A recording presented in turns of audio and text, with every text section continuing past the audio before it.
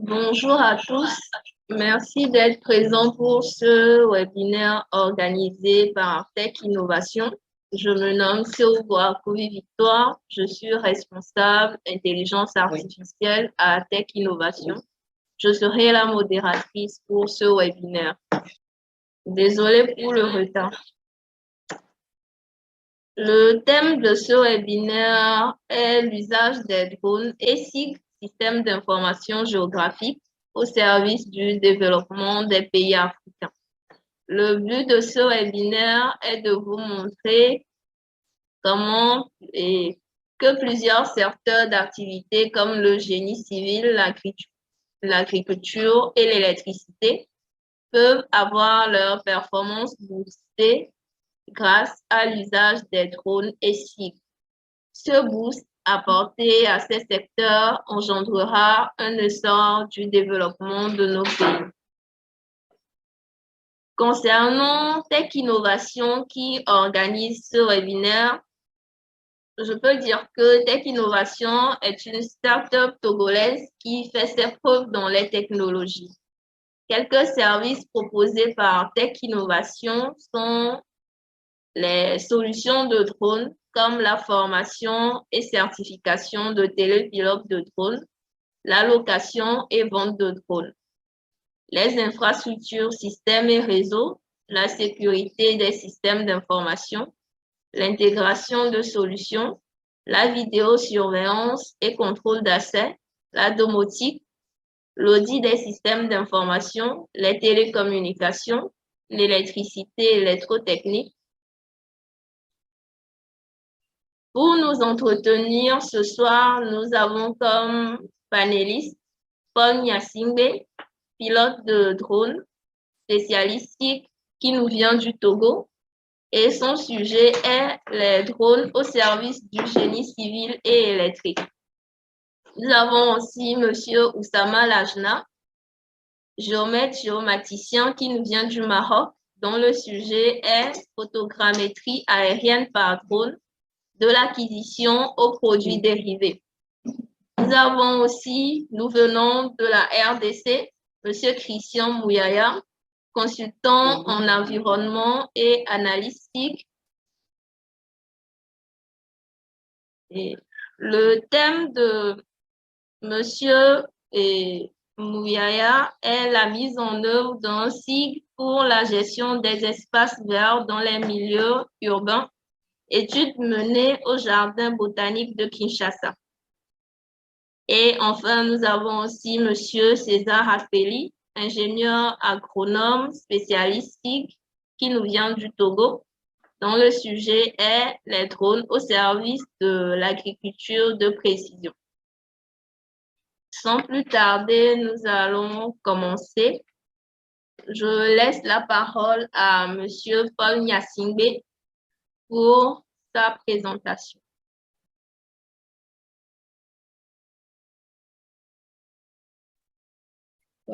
Bonsoir tout le monde. Je réponds au nom de Paul Nyasingbe.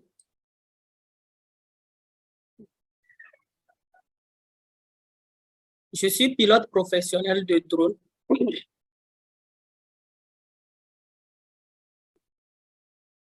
À Tech Innovation. Je suis aussi spécialiste SIG. Ce soir, je vais vous entretenir sur le thème usage du drone dans le domaine du génie civil et du génie électrique.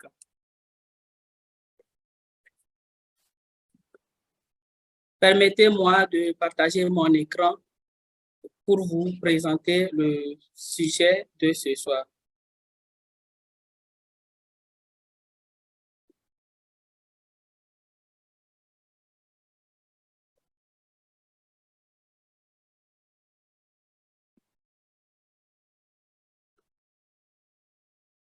C'est bon, je pense que la modératrice, vous voyez mon écran. OK. Ce soir, nous allons parler de l'usage du drone dans le domaine du génie civil et du génie électrique, notamment les applications et les avantages. Notre travail sera subdivisé en 3 parties. D'abord, nous allons parler des généralités sur les drones. Nous allons parler de l'usage du drone en génie civil et enfin parler de son usage dans le génie électrique. Alors, de nos jours, le drone est de plus en plus répandu dans son utilisation et dans le monde pour son apport d'informations nouvelles, son autonomie, sa rapidité. Mais nous voyons qu'il ne se limite pas seulement aux loisirs, mais il remonte aussi aux usages professionnels. C'est quoi réellement un aéronef? À cette question, nous disons qu'un aéronef est un engin volant sans équipage à bord, pouvant être piloté manuellement ou automatiquement à distance. Il est utilisé à des fins civiles ou militaires. Alors, si vous voyez sur notre diapositive, nous avons différents types de drones et ici, nous spécifions qu'il y a plusieurs types de drones. Donc, nous avons juste mis en place deux, la voilure tournante et la voilure fixe. Alors,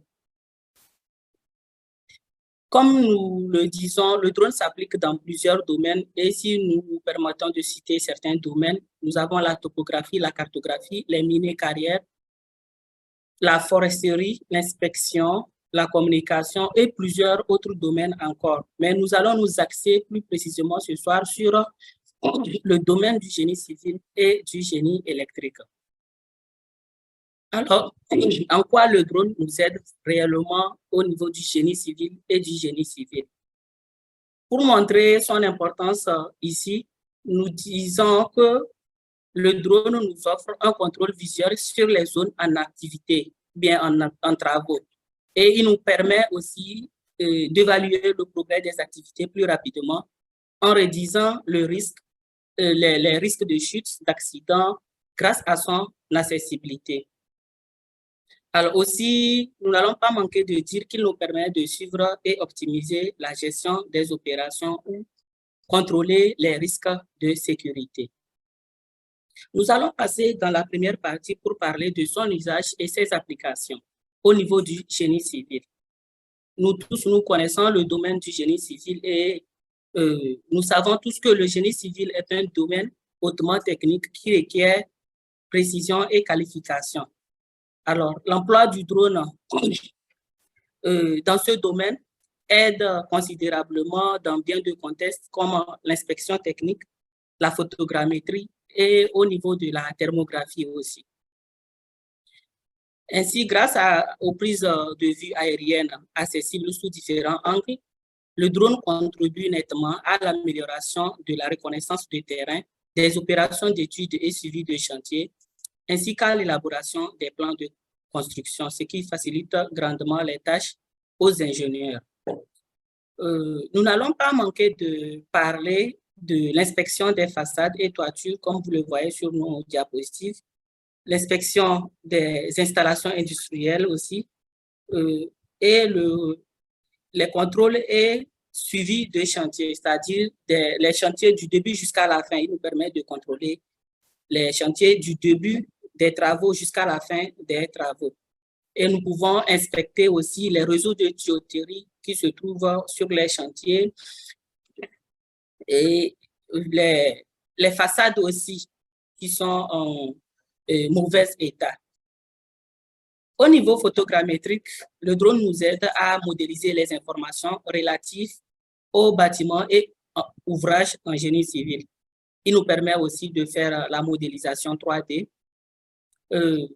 Il nous permet de collecter les informations sur la hauteur des bâtis et des zones de construction, des surfaces, les mesures de distance, les volumes de tas de sable et autres. Il nous permet aussi de collecter les données topographiques, d'avoir une idée des modèles numériques et de terrain et de surface avant, pendant et après le chantier. Alors, sans oublier aussi de parler de la cartographie en 2D avant le chantier qui va nous permettre de faire les aménagements. Au niveau de l'inspection thermique, l'imagerie aérienne nous donne une idée sur l'enveloppe des bâtiments résidentiels ou les bâtiments commerciaux ou encore les bâtiments industriels. Alors, avec les capteurs thermiques, on a les signatures thermiques des objets à distance aussi pour ça nous permet aussi d'avoir une idée des déperditions de chaleur, les fuites de liquide dans les bâtis pour des interventions avec précision. Pour terminer cette partie, nous allons parler des avantages du drone pour le génie civil. Donc, quelques avantages explicites ici, c'est la suppression des risques humains, le gain de temps d'acquisition des données qui est encore plus rapide que les anciennes méthodes archaïques. Nous avons la réduction des coûts d'intervention aussi, l'objectivité de la caractérisation des défauts, la traçabilité des chantiers. Nous allons passer dans la seconde partie de notre présentation pour parler de l'usage et application du drone en génie électrique. Comme vous le savez, le génie civil, bon, c'est un domaine aussi qui est un peu primordial. Et ici, l'objectif du drone est de surveiller des infrastructures électriques et le développement des services destinés aux clients, en fait. Donc, c'est des services tels que la thermographie et, en l'occurrence, la cartographie. Alors, ainsi, le drone peut être utilisé dans ces cas pour des inspections des pylônes électriques, la réalisation des images thermiques grâce aux capteurs embarqués pour détecter des éventuels dysfonctionnements. Et il nous permet aussi d'avoir une vue des zones sensibles et avant d'avoir accès dans les zones sensibles ou les zones dangereuses. Donc, sur nos diapos ici, nous voyons bien un drone extincteur qui est en train d'intervenir lors de l'incendie des lignes électriques. Nous avons les verres ou bien les isolants sur les pylônes électriques. Le drone nous permet de faire les inspections aussi, les champs électriques, et il nous permet d'avoir une idée du niveau de rouille de nos supports électriques, les éoliennes, les panneaux photovoltaïques, de détecter les dysfonctionnements avec la caméra thermique pour voir quelle plaque ne fonctionne pas, bien quelle plaque manque de réchauffement. Donc aussi, on peut faire la cartographie 2D ou bien 3D des lignes électriques aussi pour avoir une idée des lignes, ou bien avant même pour faire les aménagements, avant de faire les aménagements d'installation. Comme avantage ici, nous disons que l'inspection du système électrique, il y a comme avantage l'inspection du système électrique. Quand nous parlons de système électrique, nous partons de la production. Au niveau de la production de l'énergie, nous avons les barrages hydroélectriques, les éoliennes, les sites photovoltaïques. Et après ça, nous avons le transport aussi.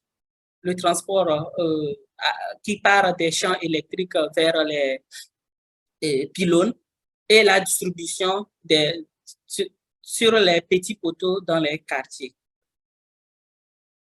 Alors, il y a aussi la cartographie qui permet de faire l'aménagement pour l'installation des lignes électriques et des supports aussi. Nous avons l'inspection des verres, comme je venais de le dire, les lignes électriques, les pylônes électriques, les transformateurs, les centrales de distribution, les barrages hydroélectriques, les turbines, les inspections des champs électriques. Tout ça là pour détecter les points d'ancrage et les zones de type de maintenance préventive.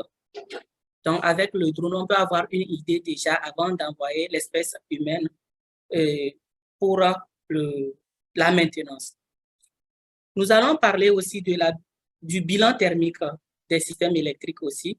Donc, à travers la caméra thermique embarquée sur notre drone, on a les signatures spectrales et à travers les points de surchauffage, nous pouvons prédire ou détecter les dysfonctionnements avec précision. Enfin, tout cela nous permet d'accorder plus d'attention à la réparation des problèmes identifiés plutôt que d'utiliser les temps d'interruption de circuits électriques pour la recherche des pannes. Donc, ça nous facilite les taux de réhabilitation, aussi la gestion des entretiens aussi. sans oublier les mesures de distance, hauteur, surface et aussi l'estimation des coûts de réparation. Nous sommes presque à la fin de notre présentation. Avant de terminer, nous allons parler de drones et quelques capteurs utilisés dans ce domaine. Alors, il y a plein d'outils à utiliser, plein de drones, bien de capteurs à utiliser, mais nous avons juste relevé quelques-uns ici qu'on peut utiliser. Il y a le Mavic 2 Entreprise, le drone Phantom 4, il y a le Mavic 2 Pro lui-même qu'on peut utiliser. Nous avons le drone Matrice 300 qui embarque jusqu'à 3 types de capteurs. Capteur RGB, capteur thermique. De deux extrémités, nous avons des capteurs. Le capteur thermique à notre gauche et capteur RGB à notre droite. Alors, il y en a plein, comme je le disais, plein de drones comme les Evo 2 Dial 600 RT, les Zenmus H20, H20T, Mavic 2 Entreprise, Mavic 3 Entreprise, la série des caméras Wiris qui nous donne la possibilité d'avoir des images thermiques. Il y a la gamme Parrot Anafi thermale aussi qui nous donne cette possibilité. Donc, il y a plein de drones qu'on peut utiliser, pourvu que le zoom soit bon. Alors, nous allons terminer par une petite conclusion et ici, nous allons dire que le drone apporte de la compétitivité par rapport à d'autres moyens d'inspection, comme nous venons de le dire. Et de nos jours, les tâches irréalisables par les moyens traditionnels le deviennent grâce à son accessibilité et sa rapidité.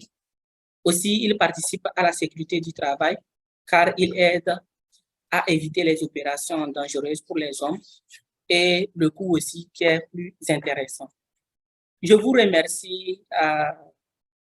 Je remercie tous les participants à ce webinaire et les questions, suggestions, remarques, apports juste à la fin des présentations. Merci à tous.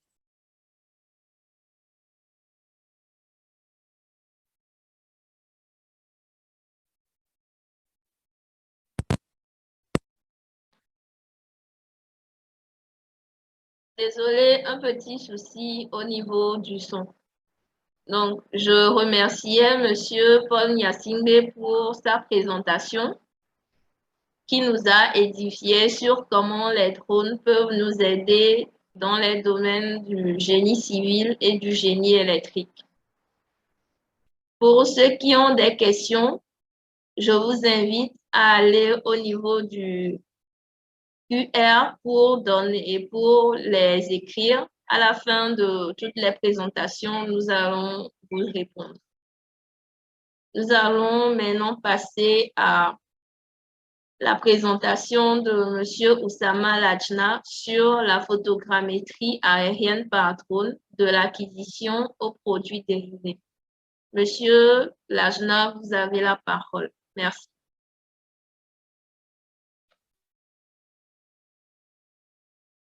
Bonjour tout le monde. Est-ce que vous m'entendez bien? J'espère.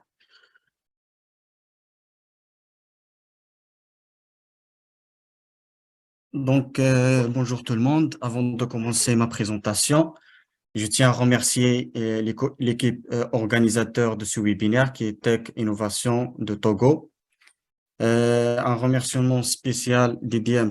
Paul pour d'avoir m'invité à ce webinaire, cette rencontre à distance, qui sera riche en moments d'échange sur les applications des drones ici. Avant de passer à ma présentation, je me présente. Je m'appelle Oussama Jnah, géomaticien, fonctionnaire à l'université Sidi Mohamed Ben Abdallah, faculté polydisciplinaire de Taza au Maroc, et fondateur d'une start-up qui intervient dans le domaine des géosciences et géomatiques. Ma présentation sera donc sur la photogrammétrie aérienne par drone, de l'acquisition aux produits dérivés. Durant cette présentation, on va essayer de voir une petite introduction sur les drones en topographie.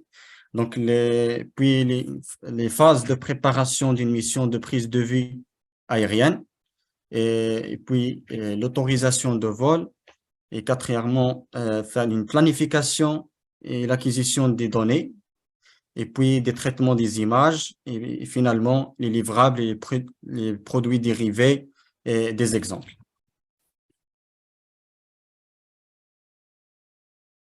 Donc, pour réaliser des travaux topographiques, de relevés topographiques de haute qualité, la tâche n'est pas facile. Bien sûr, toujours, les terrains sont souvent difficiles d'accès, autant de temps et de ressources gaspillées. Donc, le choix de l'innovation afin de faciliter les travaux topographiques grâce aux divers capteurs aéroportés, des caméras LiDAR, les capteurs optiques, selon, bien sûr, selon les besoins qu'on veut produire. Donc, afin de cartographier et modéliser un lion 3D, donc c'est un avantage de gain de temps et de sécurité des personnels et la qualité de haute précision des livrables. Donc, sous divers drones, des drones à aile fixe, des drones… S'il vous plaît, Monsieur Oussama, comme Oui. on n'a pas votre écran.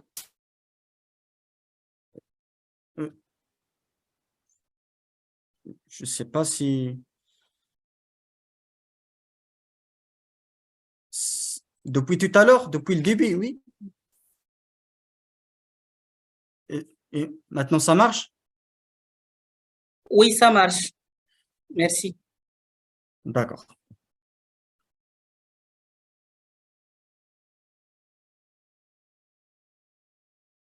Donc, le choix de l'innovation afin de faciliter des travaux topographiques, donc grâce aux capteurs aéroportés au bord des drones, nous pouvons bien sûr représenter, cartographier un lieu en 3D avec un gain de temps et de sécurité des personnels et qualité de haute précision des livrables. Donc, plusieurs types de drones, donc des drones à voilure fixe, des drones multirotors, des drones hybrides, couplés bien sûr aux capteurs multispectrales, des capteurs RGB, des capteurs LiDAR et thermiques, selon bien sûr l'objet de la mission.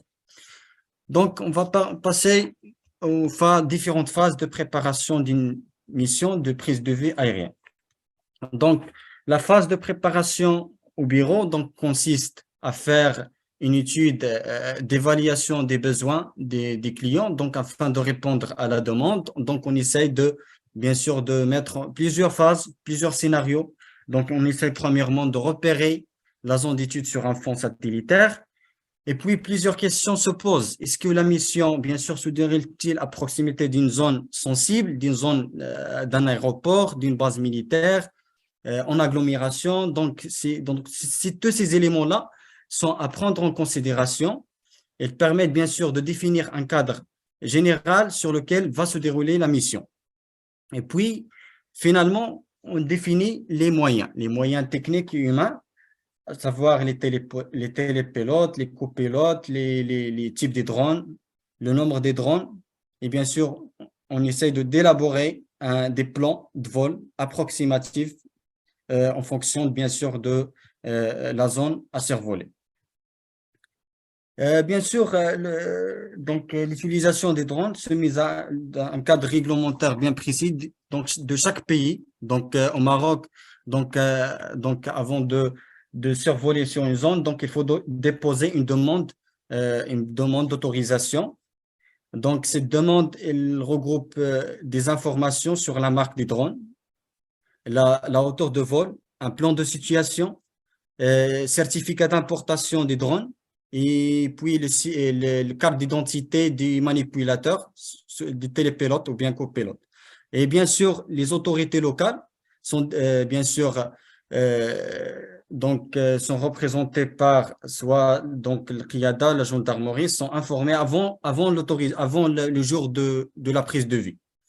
Donc, le gouverneur et les autres autorités sont soit dans leur décision, soit acceptées, soit refusées, soit acceptées à des conditions, soit des conditions de ne pas dépasser cette hauteur de vol, à ne pas, bien sûr, survoler, à ne pas dépasser cette surface. Donc, voilà. Donc, des scénarios de vol, selon le cadre européen des drones, des acquisitions des drones, donc nous avons 4 scénarios de vol, S1, S2, S3, S4. Donc, le scénario de vol S1, c'est en fonction, bien sûr, à une vie de l'opérateur de drone de 200 mètres à hauteur de vol maximum de 150 mètres hors agglomération. Et bien sûr, S2, c'est bien sûr 1000 km, 1000 mètres, 1 km, et bien sûr hors vue du drone, hors agglomération, avec bien sûr, le poids du drone doit être inférieur à 25 km. Concernant le S4, S3 plutôt, donc une hauteur de vol de 150 mètres avec une distance de l'opérateur au drone, donc à vue, donc c'est 100 mètres. C'est ainsi comme S4, c'est 150 mètres de hauteur de vol avec une distance hors vue par rapport à l'opérateur, par rapport à l'aéronef. Donc, pour la planification et acquisition des données, donc avant de survoler le drone, donc il y a certains paramètres à prendre en considération, à savoir des conditions climatiques, des conditions atmosphériques liées bien sûr à la vitesse du vent, la direction du vent, les nuages, bien sûr, est-ce qu'il y a des nuages, beaucoup de nuages, et ainsi que des paramètres qui sont liés au drone. Bien sûr, la vitesse du drone, l'autonomie des batteries, c'est-à-dire l'angle d'acquisition des images, soit un adhéral ou bien incliné. Donc, à prendre en considération. C'est pour cela un checklist préparatif de la mission réalisée et élaborée sur le terrain. Donc en tenant compte les prévisions météo, en mettant ici le vent en kilomètres par heure, la pluie, la couverture nuageuse, s'il y a l'analyse du terrain, s'il y a des arbres, des bâtis, des lignes électriques, etc., des propriétés privées. S'il y a un espace aérien à cocher, donc s'il y a des zones interdites à mettre dans le checklist préparatif, des équipements, le nombre de batteries, les charges, etc. L'autorisation, on met la référence d'autorisation, la durée, la référence, la prestation, les livrables et la durée. Donc c'est un champ réservé à l'agent, donc le nom, prénom, soit des télépilotes ou bien copilotes, la date et la signature, et bien sûr, le contrôleur, c'est le directeur technique ou bien le chef d'équipe qui est désigné pour la mission. Donc, concernant les prévisions météo, donc on essaye de voir ça sur l'application Météo Blue. L'espace aérien, donc on rentre sur Google Maps pour contrôler les lieux. Et bien sûr, voilà. Donc, la hauteur de vol. Le choix de la hauteur de vol, généralement, la plupart des cas s'effectue sur le terrain. Donc, visons chaque particularité de chaque terrain. Donc, bien sûr, en tenant compte l'autorisation de vol, donc à ne pas dépasser la hauteur qui est donnée dans l'autorisation. Et bien sûr, en tenant compte, bien sûr, la résolution demandée par le client dans le CPS, le cahier de prescription spéciale. Bien sûr, le choix de la résolution du pixel, c'est en fonction, bien sûr, des clients. Donc, il y a d'autres paramètres à introduire. Donc, c'est les recouvrements longitudinal et transversal. Pour des acquisitions aériennes par drone, généralement, on prend 80% pour le longitudinal et 60% pour les transversales. Donc, concernant la planification du vol, donc il existe plusieurs logiciels de planification soit sous des ordinateurs, soit des tablettes, des smartphones. Et chaque marque des drones possède son propre logiciel de planification. On essaie de délimiter la zone de secteur d'étude.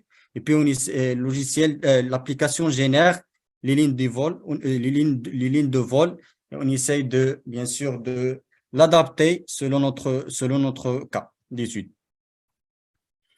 Donc, le choix des points de contrôle. Donc, les points de contrôle doivent être répartis sur l'ensemble de la zone à relever ou bien la zone d'étude.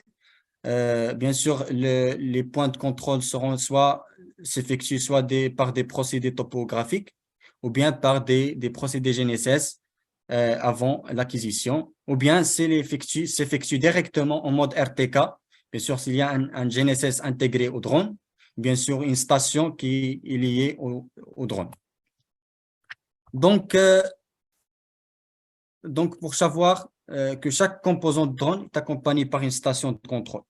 Cette dernière peut être, bien sûr, on a dit, peut-être un ordinateur portable, une tablette ou bien un smartphone. Donc, il assure la liaison entre le drone et l'utilisateur afin de pouvoir, bien sûr, contrôler la plateforme ou bien l'aéronef aéroporté. Bien sûr, on n'oublie pas le choix le point d'atterrissage et le point de décollage, donc dans un endroit approprié, dégagé. Donc, voilà. Pour les traitements des images, donc après l'acquisition des images, vient généralement le traitement passe par plusieurs étapes. Ici, on travaille sur PX4D. Il existe plusieurs logiciels de photogrammétrie, des traitements des images usées des drones. Donc, dans ce cas, donc, on travaille avec PX4D. Passe par 3 étapes. Donc, la première étape, c'est le traitement initial, et puis il vient le niage de points, émaillage, et puis l'MNS et l'orthophoto. Donc, l'étape des traitements initial, donc le logiciel essaye de faire l'extraction des points caractéristiques de chaque photo, donc de chaque cliché, et identifier les points correspondants, donc les points caractéristiques de chaque photo. Avant d'effectuer, bien sûr, l'assemblage des photos, le logiciel corrige les photos. Plus précisément, il attribue les corrections liées à la position des drones. Donc, cette étape se termine par la génération d'un rapport de qualité en format PDF qui est très demandé par le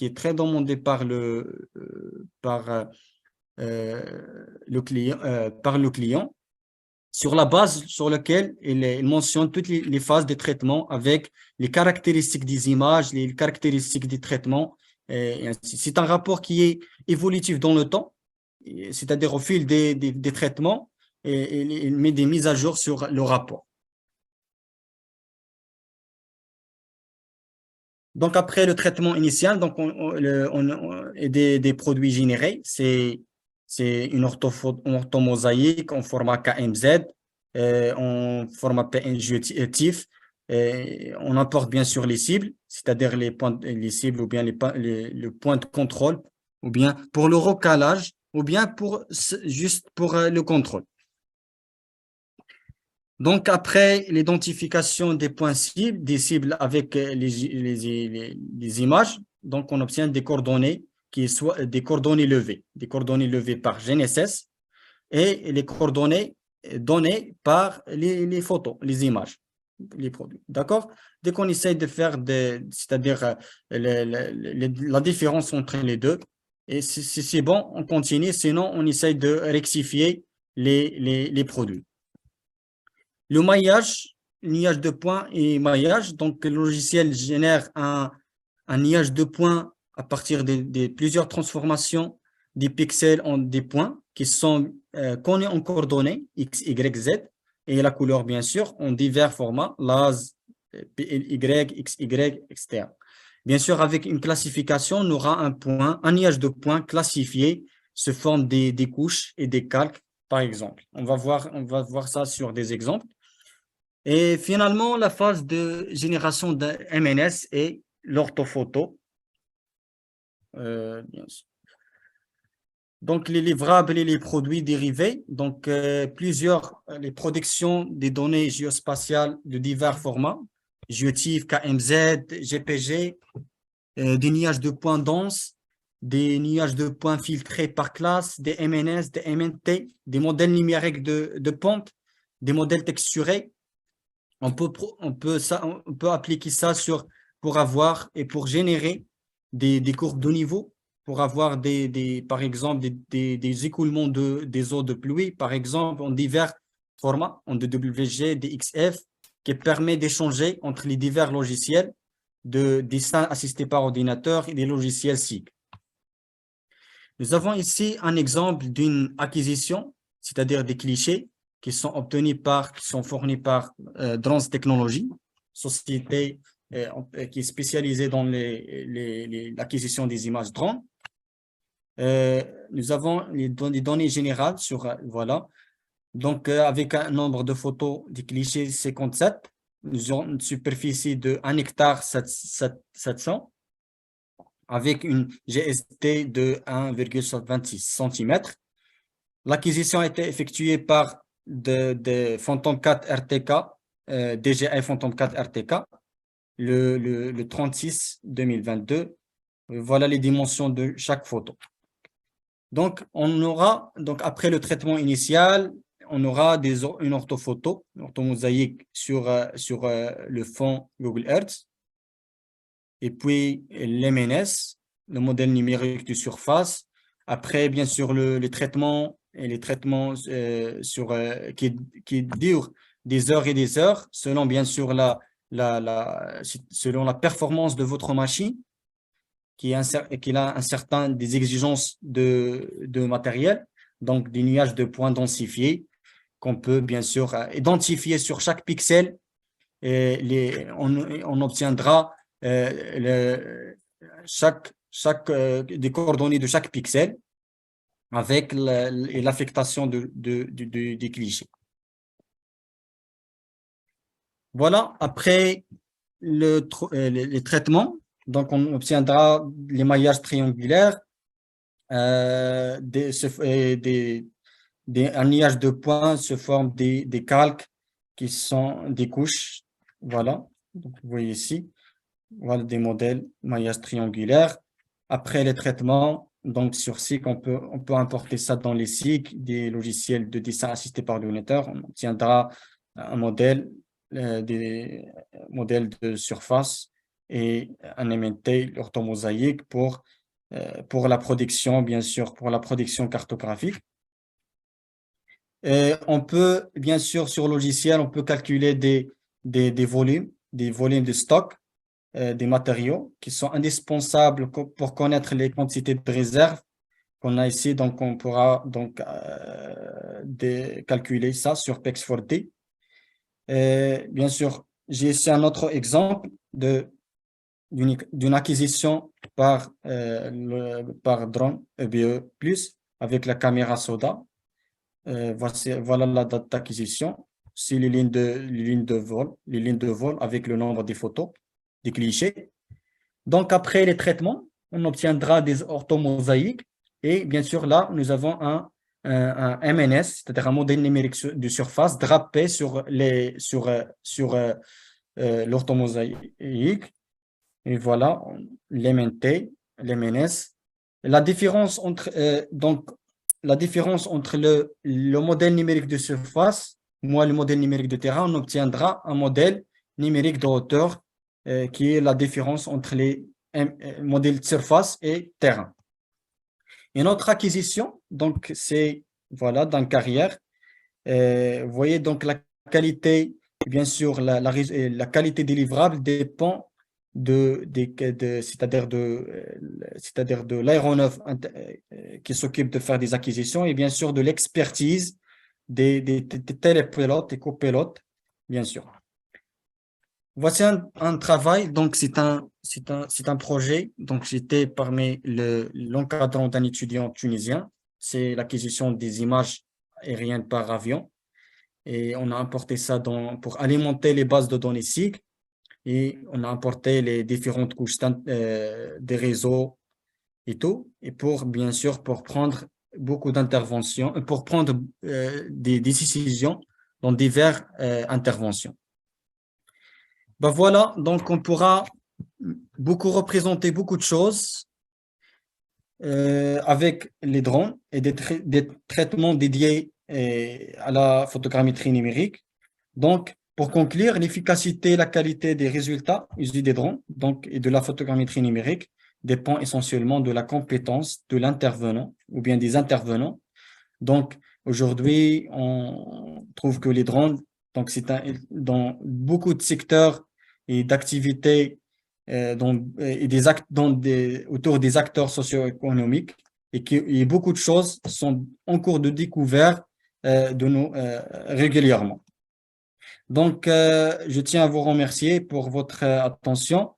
S'il y a des questions, je suis à votre disposition. Merci.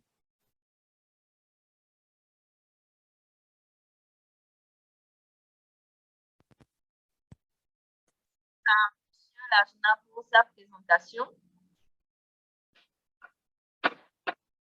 À la fin, et pour des questions, n'hésitez pas à les mettre dans les Q&R, questions et réponses.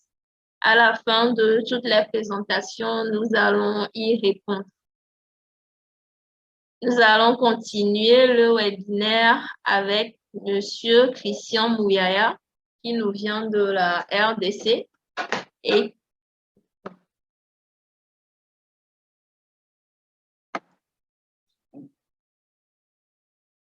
le sujet de Monsieur Mouyaya est la mise en œuvre d'un SIG pour la gestion des espaces verts dans les milieux urbains, avec une étude menée au Jardin botanique de Kinshasa. Monsieur Mouyaya, vous avez la parole.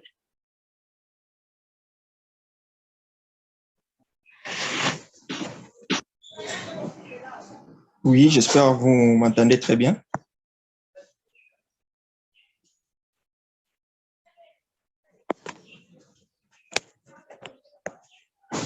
Est-ce que vous m'entendez?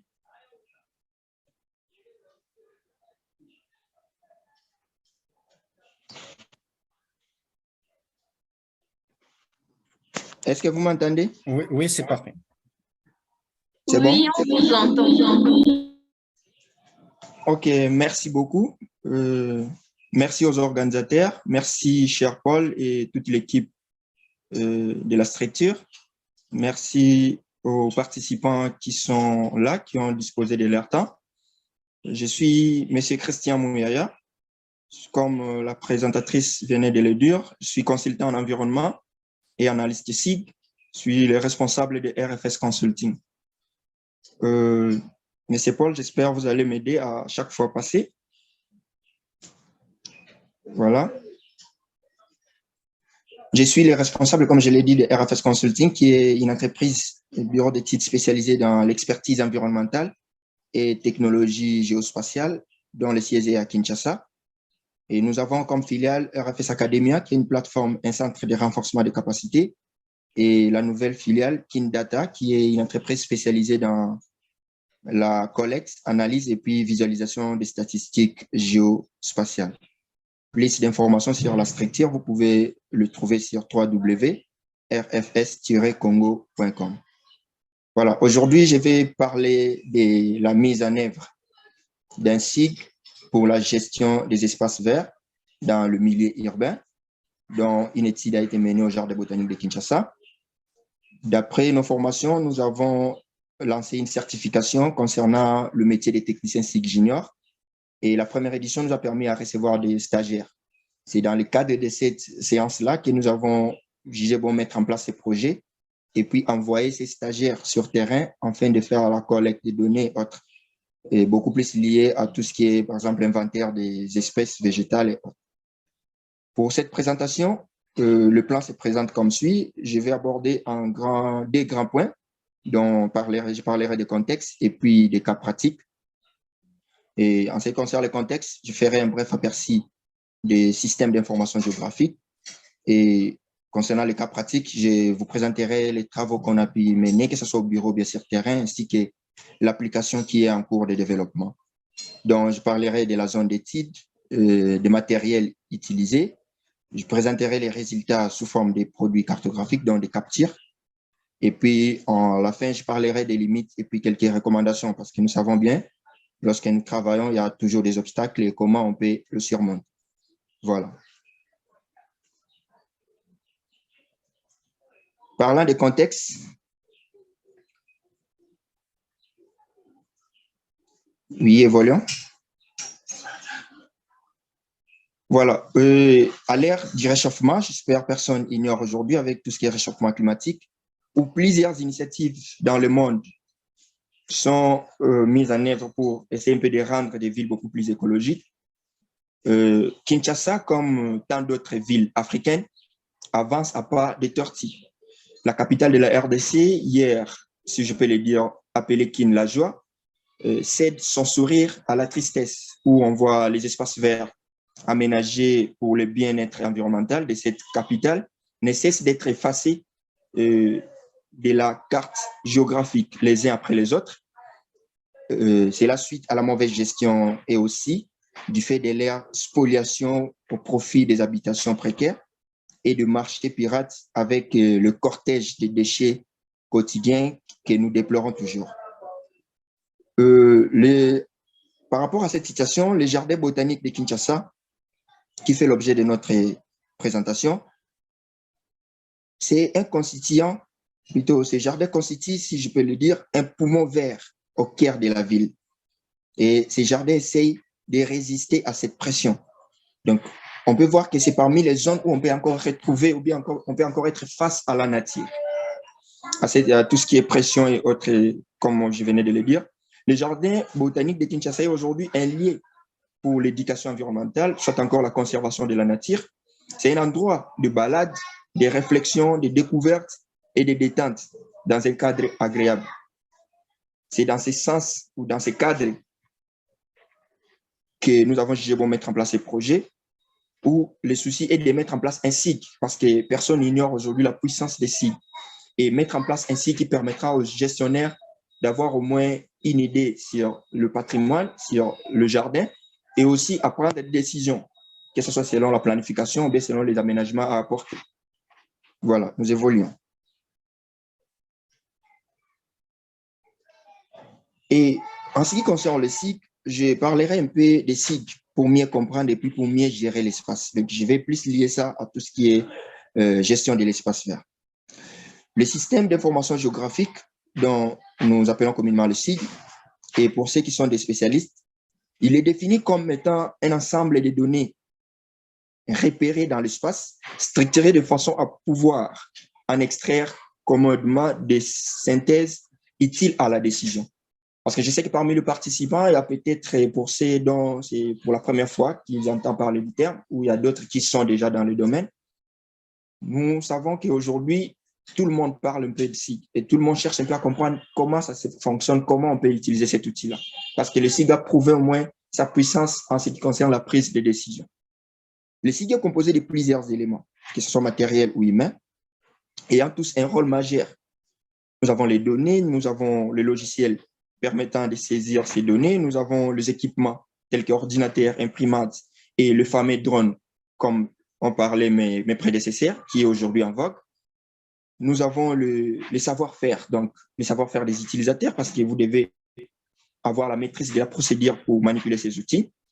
Et aujourd'hui, un SIG s'appuie sur un ensemble de données géographiques qu'il permet de traiter, de représenter de façon synthétique, notamment sous forme de cartes, de plans ou de graphiques. Et sa conception et son utilisation s'appuient sur des outils informatiques. Ça peut être les gestionnaires de bases de données, des logiciels d'infographie ou de cartographie, des systèmes de modélisation. Et bref, les SIG sont en passe de devenir incontournables dans les services des espaces verts, des collectivités, celles ou couplées avec des bases de données. Il améliore dans le système d'information géographique l'inventaire, la gestion et le management, sous réserve d'un travail collaboratif. Et par rapport aux fonctions des SIG, le SIG permet à centraliser, à mutualiser par rapport à tout ce qui est formation concernant les SIG. Donc, il y a plusieurs fonctionnalités. Ça peut permettre d'acquérir des données géographiques, les saisir sous forme de numérique. Ça peut permettre d'archiver ou soit encore organiser à l'aide d'un gestionnaire des bases d'informations. Ça permet à analyser par différentes manipulations. Ça peut être des tris, ça peut être des croisements des données et aussi à anticiper, développer une approche prospective en extrapolant, allais-je dire, et en modélisant des situations. Ça permet aussi à proposer une représentation du monde réel, tel que ce qu'on va voir dans la suite, Et parmi les fonctionnalités, il y a aussi la gestion au quotidien. Le site permet de répondre au quotidien, à des multiples questions, des fois que nous nous posons. Par exemple, où se trouve le jardin botanique de Kinshasa, où se trouve la commune, par exemple, de la Gombe, quels sont les différents éléments présents sur l'espace précis, par exemple, sur le jardin botanique, et quelle est la relation entre ces espaces-là? Ça veut dire, on peut poser des questions, quels sont les genres des espèces végétales qu'on retrouve dans les jardins, en dehors des espèces végétales, comment est aménagé le jardin, et par rapport à toutes ces questions-là, le site nous permet de répondre. Et maintenant, il y a la visualisation parfaite. Grâce au site, on peut utiliser cet outil comme étant un outil de communication auprès des élus ou bien du grand public, notamment grâce à la cartographie thématique qui permettent une visualisation parfaite des problématiques. Et à plus long terme, le site constitue un moyen de créer des bases de données riches et fiables, à condition, bien sûr, qu'elles soient mises à jour régulièrement. Parce qu'aujourd'hui, ça ne suffit pas de mettre en place un outil site, mais ce qui est plus important, le maintenir à jour. Nous avons pas mal des atlas dans nos pays, que ce soit des atlas forestiers autres là, nous avons pas mal de géoportails dans nos pays, mais s'il n'y a pas l'activité de mise à jour régulière, vous allez voir que cet outil-là ne nous sera pas vraiment trop utile. Donc, c'est parmi aussi des vraies barrières, des blocages, des obstacles de ce genre d'outils. Comment pérenniser la mise à jour? Voilà, nous évoluons. En ce qui concerne le cas pratique, c'est comme je l'ai dit, je devais parler brièvement des cycles, je ne vais pas tout étaler. Et en ce qui concerne le cas pratique, comme je le dis, nous avons utilisé des stagiaires qui suivaient la formation chez nous afin de pratiquer, aller sur le terrain. Le but était de réaliser un inventaire. Donc, mettre en place un outil cycle grâce à un inventaire détaillé d'arbres et la cartographie dynamique permettant de fournir des renseignements sur le bloc, donc on peut aussi appeler le parcelle, les noms des espèces, la santé de ces espèces, les opérations à réaliser, la taille, la localisation, soit encore répartition des arbres. Et toutes ces informations seront utilisées par les touristes lors des visites et les gestionnaires du jardin dans la planification stratégique, telle que l'élaboration des plans de gestion, d'entretien, par exemple. Mais aussi à sensibiliser les citadins. Parce que cette prise de conscience, on doit savoir que c'est comme je l'ai dit au début, c'est presque l'unique poumon du centre-ville pour le moment. C'est une zone où on peut encore retrouver ou bien être encore face à la nature. Parlant de la zone d'étude, notre travail s'est basé sur le jardin botanique de Kinshasa. Étant un outil cycle, ça veut dire le même modèle appliqué au jardin peut être répliqué dans d'autres zones où on peut mettre en place pour gérer les espaces verts. Et le jardin botanique se trouve dans la commune de La Gombe et a une superficie de 7 hectares, créé en 1933 par Fernand de Boeck, qui est là, et qui, après un temps, a été un peu abandonné. Et grâce au financement de l'Union européenne, la France et d'autres ONG du pays, c'est en 2000 ans qu'on a eu à aménager et jusqu'à aujourd'hui, on continue à entretenir. Et ces jardins restent sous la responsabilité de l'Institut de l'ICSN, donc notre institut de conservation au niveau national. Et là, sur des cartes, vous avez la localisation par rapport à la RDC. Ça se trouve à Kinshasa. Et par rapport à Kinshasa, ça se trouve dans la commune de La Gombe. Voilà. Parlant des choix de plateformes ou encore des matériels ou outils que nous avons utilisés, nous avons utilisé des GPS Garmin, MAP64 série avec pile, pour la collecte des données dans le point GPS, les tracés, les calculs des zones et autres.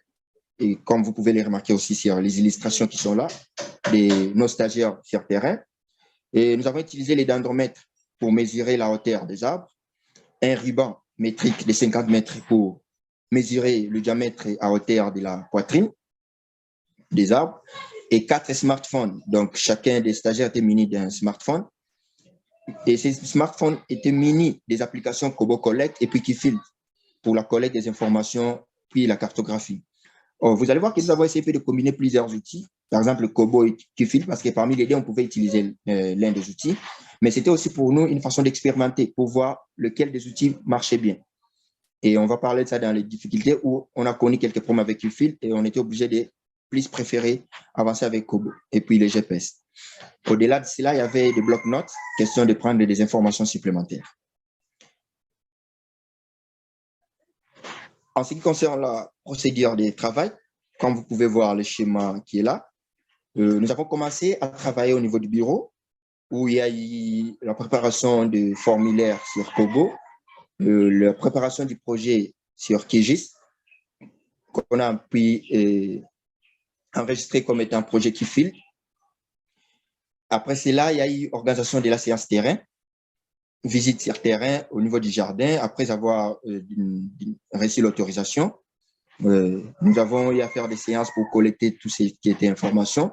Après les terrains, nous avons regagné le bureau pour traiter tout ce qui a été collecté, préparer une base de données en se servant de PostgreSQL et puis PostGIS, et après représenter cela sous forme cartographique avant de passer à l'étape de développement de l'application. Voilà.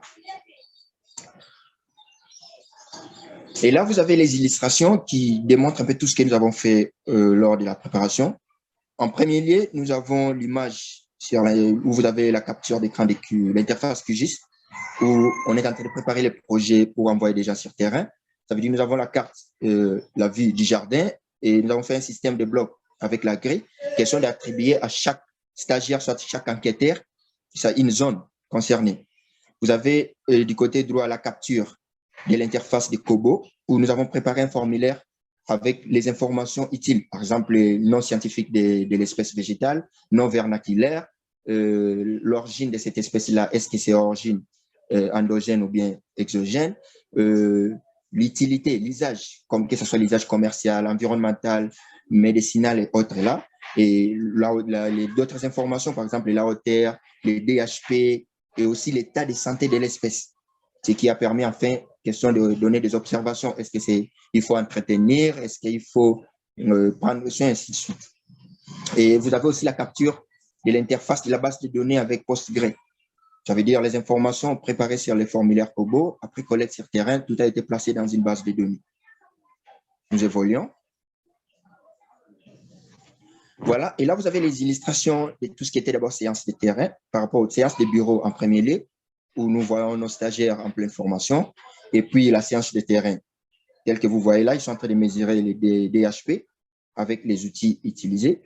Et la méthodologie utilisée repose plutôt en considérant le jardin comme étant une placette de superficie de 7 hectares, où nous avons procédé d'abord par les levées. Après la préparation au bureau, nous avons procédé par les levées avec les GPS Garmin. Et à l'aide de ces GPS, nous avons utilisé l'option GoTo. Donc, tout a été préparé au bureau. Grâce à cette option, ça permet à chaque stagiaire ou bien à chaque enquêteur de facilement retrouver sa zone d'enquête. Pour cette première phase où nous avons tous juste travaillé sur un seul bloc. Et cela permet, comme je l'ai dit, à diriger vers la zone où l'objet a inventorié. Et toujours avec les GPS, nous avons pu tracer les différentes allées et ainsi que les limites des parcelles, et puis récupérer d'autres informations en se servant des formulaires de Kobo et aussi des keyfields dans un premier temps avant de décider finalement continuer avec Kobo. Après cette étape, il y a eu le prélèvement des paramètres, comme je l'ai dit, vous avez vu sur les images, la mesure de DHP, la hauteur, et puis récupération des informations telles que l'état de santé de l'espèce, la famille, les noms scientifiques et autres. Voilà, nous évoluons. Et lors des investigations, après les terrains, quand nous avons regagné le bureau, là, nous sommes servis de quelques vues aériennes par rapport aux orthophotos de Google Earth. Et c'était aussi question de voir un peu la situation. Là, vous avez l'illustration de 2004, 2012 et 2022. Donc, ça veut dire tout ce qui a été collecté sur terrain, tout ce qui a été numérisé sur terrain. Nous sommes venus maintenant développer sur le plan logiciel avec QGIS toujours. Après cette étape, nous sommes maintenant passés en ce qui est développement de l'outil. Parce que jusque-là, j'espère que vous avez déjà entendu parler de SIG avec tout ce qui est desktop. Mais aujourd'hui, ce qui est en vogue, c'est le WebSIG. Donc, le web mapping, le SIG en ligne. Parce qu'avoir juste cette carte et puis l'imprimer ne va pas vraiment aider le gestionnaire, par exemple, à apporter des modifications de temps en temps. Mais mettre en place un outil, donc, bref, dynamique où on a la possibilité d'apporter des modifications, on a la possibilité d'actualiser la base de données et fournir une formation à l'équipe. Donc, par exemple, je peux parler des guides du jardin, serait un atout. Et ceci est dans le cadre de cette expérience avec des stagiaires par rapport à nos formations, nos certifications au métier des techniciens SIG juniors. Mais toutefois, nous restons ouverts, comme on peut le dire, à accompagner des institutions au niveau de nos pays, qui n'est pas seulement au Congo, mais même ailleurs, parce que tel que notre cher Paul qui est là, qui est un partenaire avec qui nous intervenons même en distance. Voilà, nous allons évoluer. Parlant de l'application, ici, j'ai juste présenté l'interface. J'ai un petit problème avec mon ordi, sinon ma présentation devait se faire de mon côté pour que je manipule directement. Mais toutefois, le lien est là. Je ne sais pas, cher Paul, s'il pourra après peut-être cliquer sur les liens, mais ça sera après. Dans un premier temps, je vous présente d'abord l'interface de l'application. Sur cette application, nous l'avons appelée Jabokin Map. Ça veut dire que l'application présentera un peu la réalité du jardin et la représentation des espèces, la représentation des limites des blocs. Cher Paul, attendez d'abord, vous allez cliquer après. Voilà, la représentation du jardin, les espèces, la limite des blocs, une description du jardin qu'on peut voir là. Et à côté, nous avons prévu une interface qui changera de temps en temps au fur et à mesure qu'on clique sur des espèces. Et dès que vous cliquez sur l'espèce, à côté, à droite, vous avez les informations sur cette espèce-là.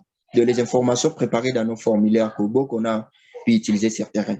Par exemple, le nom scientifique de l'espèce, le nom vernaculaire, la famille de cette espèce-là, le type de l'espèce, est-ce que c'est un arbre, c'est l'herbe, ainsi de suite. L'origine, l'usage, est-ce que c'est alimentaire, est-ce que c'est médicinal, environnemental et autres. De pas mal d'informations utiles, mais toutefois, ces informations peuvent être améliorées par rapport à la demande. Si aujourd'hui, les gestionnaires du jardin se décident de se servir de cet outil et décident de travailler avec nous, on peut, par rapport à ces demandes et à ces besoins, développer encore plus l'application en intégrant tout ce qui peut être information utile, que ce soit pour les gestionnaires ou bien pour le visiteur. Voilà, cher Paul, je ne sais pas si ça peut permettre. Attendez, que je passe d'abord du côté à la fin et puis on va revenir sur les liens. Comme ça, on pourra voir sur le plan pratique comment ça se passe. La dernière diapo.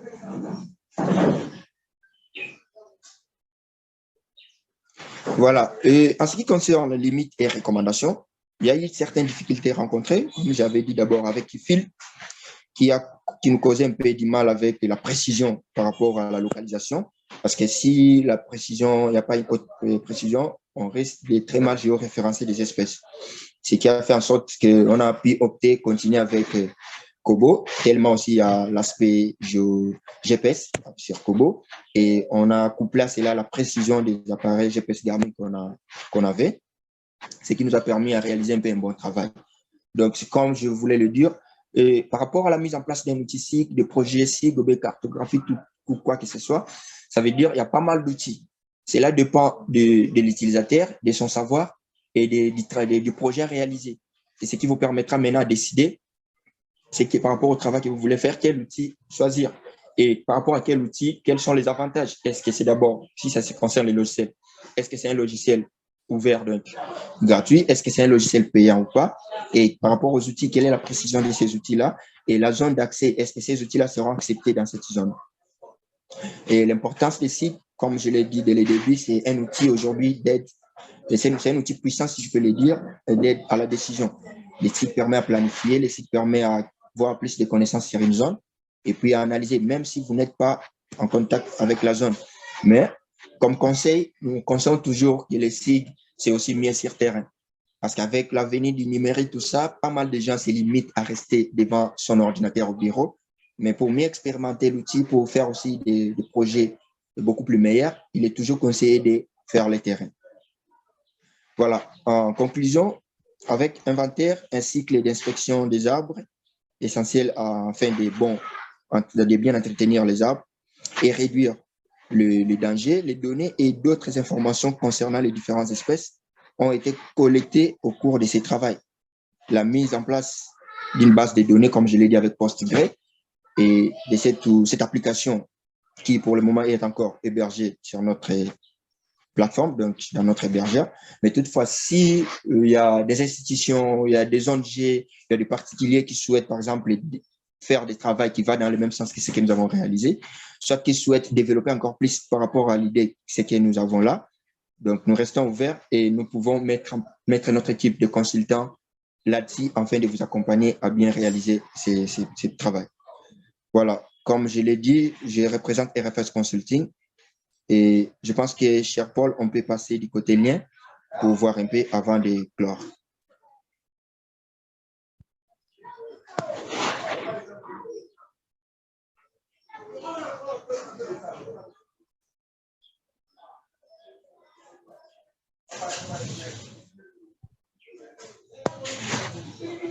Est-ce que c'est partagé, s'il vous plaît? Je vais repartager mon écran. Oui.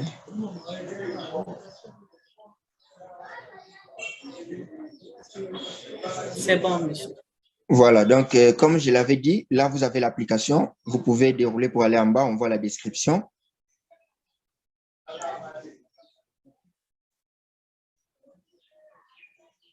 Votre barre de navigation du côté droit, vous avez la barre qui est là, vous pouvez dérouler pour aller en bas. Voilà. Donc comme je disais, en bas vous avez la description à propos du jardin. Et là, si je peux avouer, cette application a été faite seulement aujourd'hui après-midi. Donc, c'était juste pour vous présenter par rapport à cet webinaire, parce que c'est encore en cours de développement. Et je profite par l'occasion de remercier notre équipe de développeurs qui se sont mis en moins de 4 heures pour faire un peu quelque chose de pareil et qui continuent à y travailler. Donc, vous avez en bas là tout ce qui est à propos du jardin avec les liens qui mènent vers notre site Internet. Vous avez du côté gauche l'interface où vous avez la cartographie du jardin et du côté droit l'interface où vous avez les informations. Si par exemple on clique sur les espèces qui sont dans le jardin, qui sont représentées en noir là, et toujours sur l'interface de la carte, du côté gauche en bas, vous avez les infos sur le parcelle. Et à chaque fois que vous allez, si par exemple M. Paul peut circuler les différents parcelles du jardin, à l'intérieur du jardin, voilà. Donc, à chaque fois qu'il va circuler, voilà, si on est là, du côté gauche en bas, il y a des informations sur le bloc ou bien sur la parcelle qui va se présenter, par exemple, pour dire la superficie de la parcelle, la date de création, ainsi de suite. Et en ce qui concerne les espèces, si par exemple, il clique sur l'un des espèces, du côté droit, vous avez les informations concernant cette espèce-là qui s'affichent. Et il y a d'autres espèces qui n'ont pas encore d'informations. Je vous demanderai de dézoomer et puis les faire, je vous dis un peu où vous pouvez les faire. Voilà, allez là où c'est écrit parcelle D, juste en dessous de parcelle D, les points qui sont là. Non, juste par rapport au texte. Par rapport au texte, voilà, vous voyez, quand il a cliqué sur un point qui représente l'espèce, à droite, vous avez l'information concernant cette espèce-là. Vous avez les noms vernaculaires, vous avez les noms scientifiques, vous avez la famille de l'espèce, tel que là, nous avons le PIN avec Pinesus sp, et Pineaceae, type d'espèce, c'est un arbre, et l'origine, ce sont des arbres exogènes. L'usage, nous avons c'est environnemental et autres, ou plutôt ornemental et autres. Ça appartient au bloc 1. Et les DHP, la dimension est là, vous avez la hauteur et vous avez pas mal d'autres informations. Donc, voilà un peu à quoi consistera l'application. Comme je l'ai dit, c'est encore en cours de développement. Je ne vais pas prendre plus de temps que les autres. Je pense que l'essentiel est dit. Cher Paul, je vous remercie. Je remercie toute l'équipe de votre structure. Je remercie les différents collègues intervenants et surtout les participants qui ont disponibilisé de leur temps pour participer. Voilà. Monsieur Christian Mouyaya depuis Kinshasa. Merci.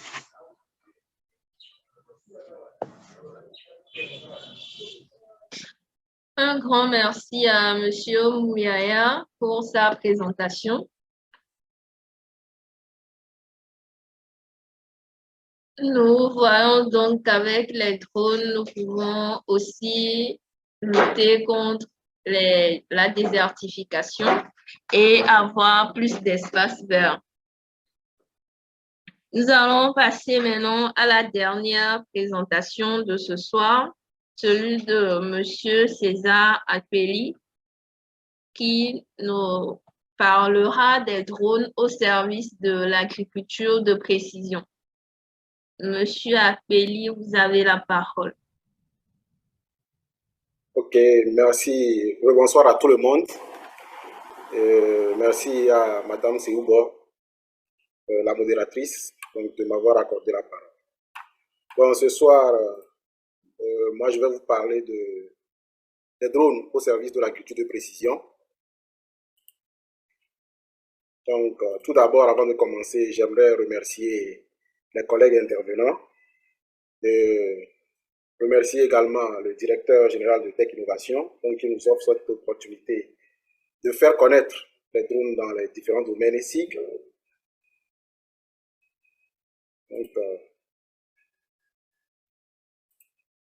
sans plus tarder, nous allons passer à la présentation.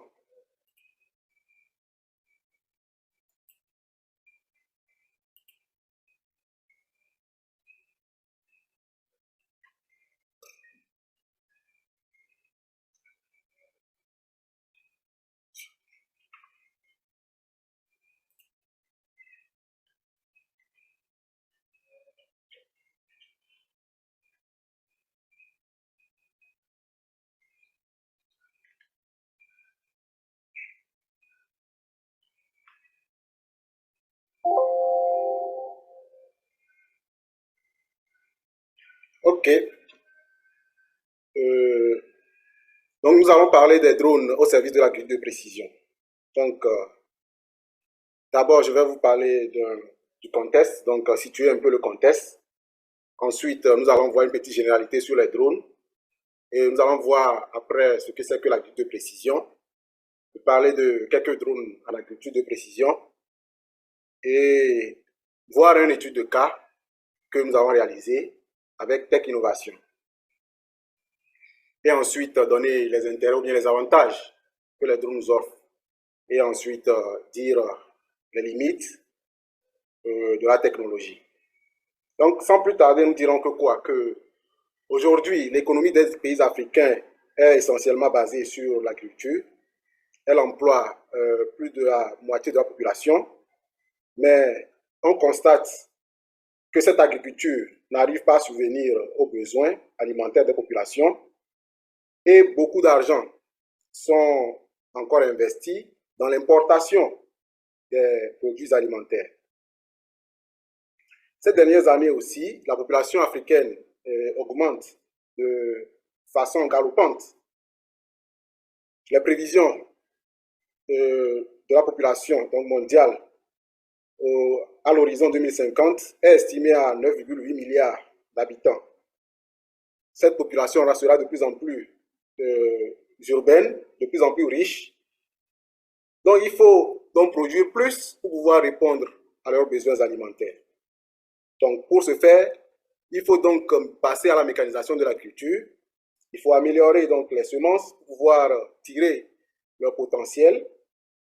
Mais il faut également intégrer les nouvelles technologies dans l'agriculture. Donc, telles que les drones, les capteurs au niveau des machines agricoles. Donc, c'est ce qui nous amène donc à parler de l'apport des drones en agriculture. Qu'est-ce que les drones peuvent nous apporter en agriculture? Donc, en généralité, nous pourrons dire qu'au début, donc, dès l'invention du drone, le drone était beaucoup plus utilisé par les militaires, donc sur les zones de combat. Mais à partir des années 2006, avec le leader mondial, donc le leader mondial qui fabrique les drones, qui est DJI, nous avons le premier drone qui a été fabriqué, qui est le Phantom 1 en 2006, qui était donc destiné à filmer et à capturer des photos. Mais très rapidement, les professionnels sont en accaparés et aujourd'hui, nous voyons que le drone a beaucoup d'applications, donc dans divers domaines tels que l'agriculture.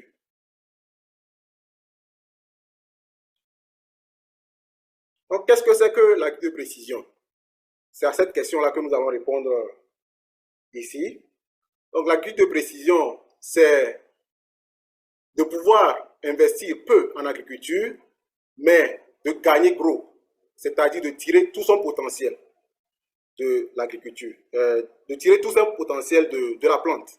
Donc, il faut apporter peu à la plante, mais tirer tout le potentiel de la plante. Donc, maximiser le rendement pour pouvoir gagner gros.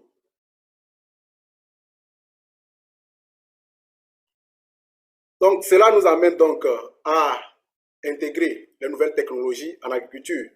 Donc, pouvoir faire des analyses et prendre des décisions, pouvoir investir peu, mais gagner gros. Cela nous amène donc à utiliser des drones en agriculture. Donc, quels sont les drones qu'on utilise communément en agriculture? Nous avons les drones tels que le DJI Phantom 4 multispectral, nous avons le DJI Matrix 300 RTK, nous avons le IBI AG, nous avons aussi le Parrot Disco AG qui embarque le capteur Mica 5 Sequoia.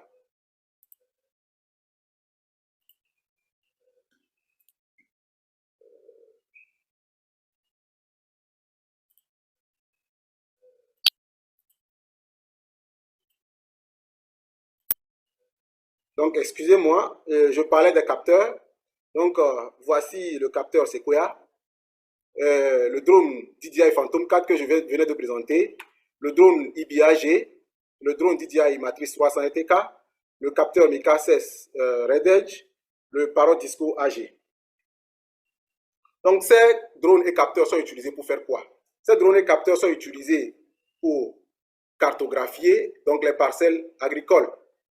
Donc, il nous permet de pouvoir cartographier les parcelles agricoles, de faire ressortir les cartes, donc avec les indices de végétation, tels que le NDVI et le NDRE.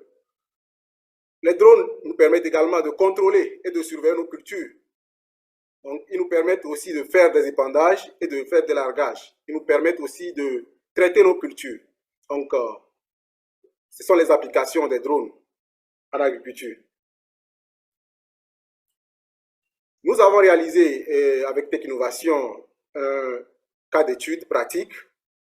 Nous avons donc cartographié une parcelle agricole le 5 octobre 2022 à Bagbé.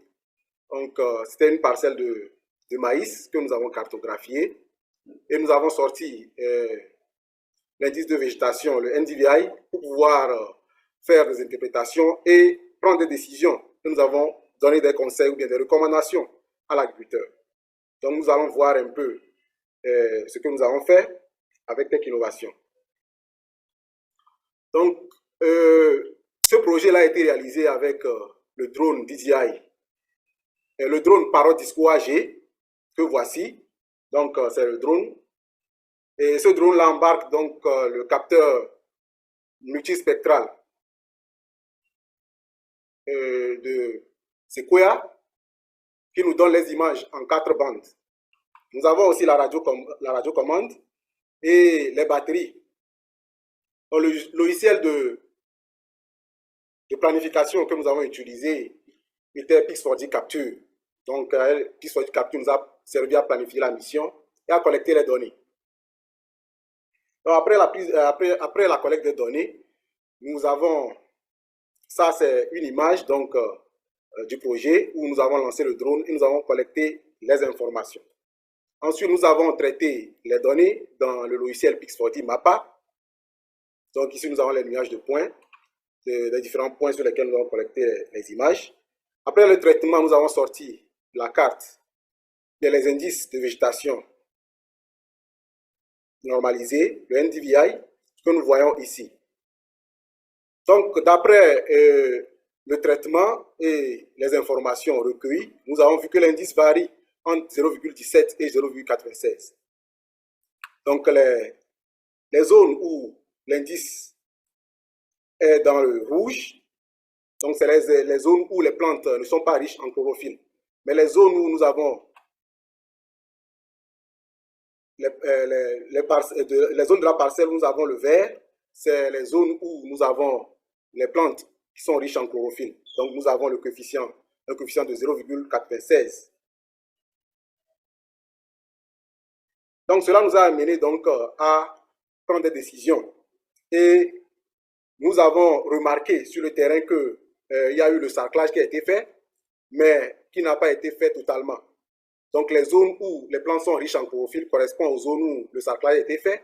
Et les zones où nous avons le rouge, c'est les zones où le sarclage n'a pas été fait. Donc, la première recommandation à l'agriculteur était donc de supprimer la concurrence avec les adventices, pour pouvoir permettre aux plantes de pouvoir profiter pleinement des éléments. Donc, d'observer une semaine, s'il n'y a pas de changement, donc de passer à la fertilisation au niveau des zones où il y avait le rouge. Donc, il faut aussi noter qu'il y a plusieurs actions cibles. Donc, on peut aussi traiter les cultures dès que nous voyons aussi que c'est attaqué. Donc, on peut lancer le drone pour survoler notre parcelle, pour regarder, voir s'ils sont attaqués. S'ils sont attaqués, donc on intervient là où les plantes sont attaquées. Donc, ça nous permet donc de pouvoir être résilient, d'investir peu. Au lieu d'aller mettre l'engrais partout, on cartographie notre parcelle. On voit les zones où la plante ne se développe pas bien et on apporte l'engrais là-bas. Donc, ce qui fait que nous faisons donc ainsi l'agriculture de précision. On investit peu, mais on gagne gros. On peut aussi irriguer nos parcelles. Donc, dès qu'on voit que les plantes sont en stress hydrique, on peut apporter l'eau pour irriguer les plantes.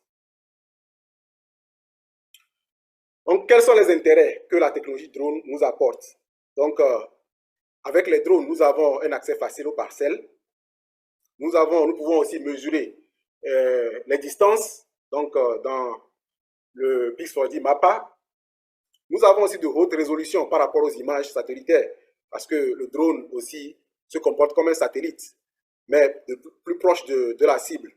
Donc, nous avons une haute résolution avec les images drone. Nous avons aussi la possibilité de transporter plusieurs capteurs, tels que le LIDAR, le multispectral et les capteurs thermiques. Nous avons aussi la maîtrise du moment de la prise de vue.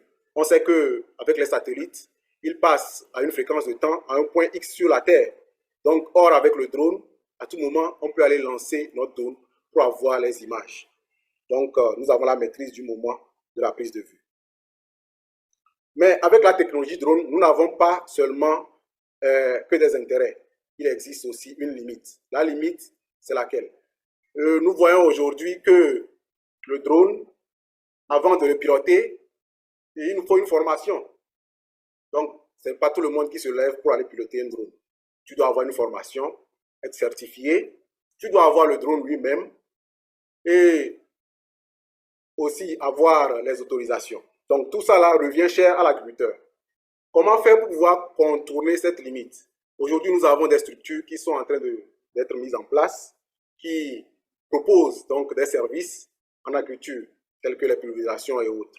Donc, pour l'agriculteur, il serait mieux de se réunir en coopérative, d'aller demander les services de ces structures-là, afin de pouvoir les servir, et cela va lui revenir moins cher. Donc, c'est une bonne solution pour pouvoir contourner cette limite. En conclusion, nous pourrons dire que quoi? Qu'aujourd'hui, notre agriculture est confrontée à d'énormes défis. Mais l'introduction des nouvelles technologies en agriculture peut nous permettre donc d'atteindre nos objectifs et de répondre aux besoins alimentaires de nos populations. Merci pour votre aimable attention. Les questions et suggestions seront les bienvenues donc, pour parfaire notre travail. Merci. Merci à M. César Apelli pour sa présentation sur les drones dans l'agriculture de précision. Nous allons maintenant passer aux questions que nous avons reçues dans la rubrique questions et réponses. La première question s'adresse à M. Paul Yassine et vient de la part de de Azali Dédé. Et est la suivante. Quel conseil pouvez-vous donner pour l'achat d'un drone? Monsieur Paul. Merci beaucoup, chers participants, pour la question. Bon, pour l'achat d'un drone de nos jours, moi, le conseil que j'ai à donner, normalement, le drone avant d'acheter le drone, il faut voir à quelle activité, bien dans quel domaine d'activité tu veux utiliser ton drone. Déjà, quand tu as déjà ton domaine d'activité, tu peux voir quel drone choisir. Par exemple, si c'est que c'est pour le loisir, tu vas juste prendre un petit drone qui va t'en servir pour le loisir. Mais supposons que tu veux utiliser un drone, comme je l'ai dit, pour l'inspection, un drone qui va servir pour l'inspection des bâtis et autres, tu peux utiliser un drone. Si tu as les petits moyens, tu peux utiliser un drone Mavic 2 Pro ou soit un drone Mavic 3, pourquoi pas, ou soit encore utiliser les drones matrices qui ont des zooms X20. Merci beaucoup.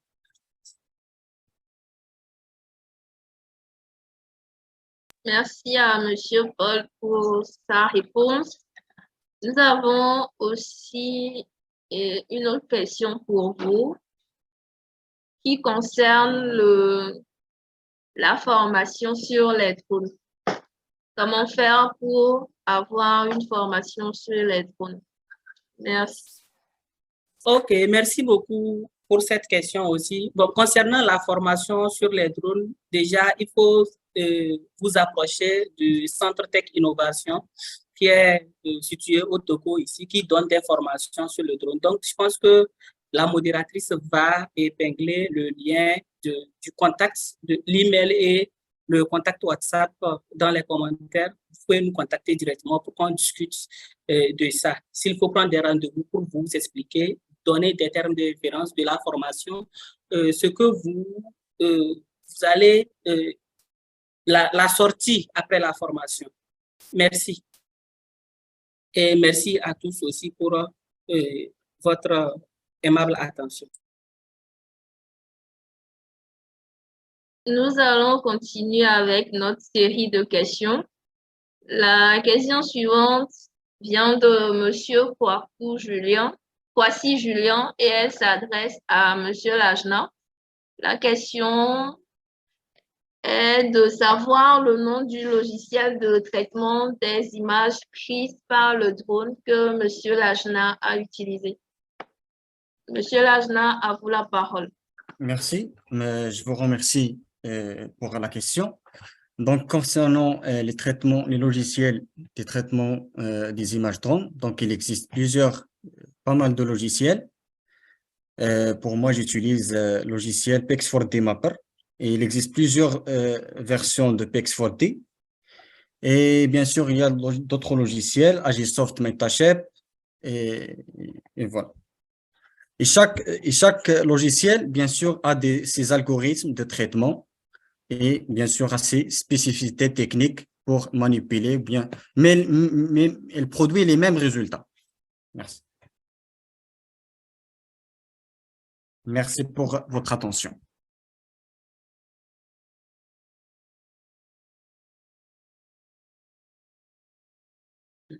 Merci à Monsieur Lajna pour sa réponse. La question suivante s'adresse à Monsieur Mouyaya. Elle vient de Monsieur Mustapha Abdi Ali. Disons, c'est 3 séries de questions. Je vais vous les citer en même temps.